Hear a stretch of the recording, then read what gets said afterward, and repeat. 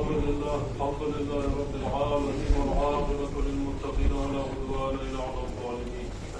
أشهد أن لا إله إلا الله وحده لا شريك له وأشهد أن محمدا عبده ورسوله أرسله بلغ الرسالة وأدى الأمانة ونصح الأمة وجاهد في الله حق جهاده حتى أتاه اليقين. وصلى الله تعالى وسلم على رسوله محمد وعلى آله وأصحابه أجمعين. أوصيكم عباد الله وإياي أولا بتقوى الله تعالى فاتقوه وأطيعوه. إن الله مع الذين اتقوا والذين هم محسنون. أعوذ بالله من الشيطان الرجيم. بسم الله الرحمن الرحيم. يا أيها الذين آمنوا اتقوا الله ولتنظر نفس ما قدمت لغد واتقوا الله إن الله خبير بما تعملون.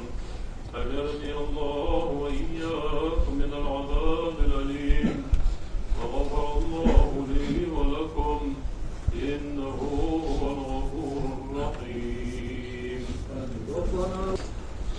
الحمد لله رب العالمين والصلاة والسلام على رسول الله محمد وعلى آله وأصحابه أجمعين.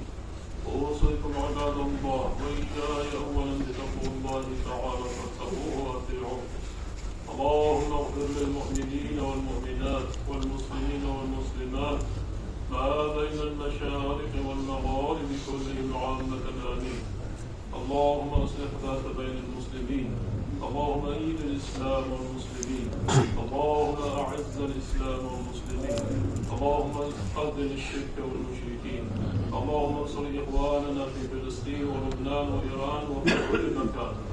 اللهم دمر اليهود الغاصبين ومن والاهم. اللهم دمر الأمريكا ومن والاهم يا رب. اللهم انزل بساحتهم عذابك الأليم.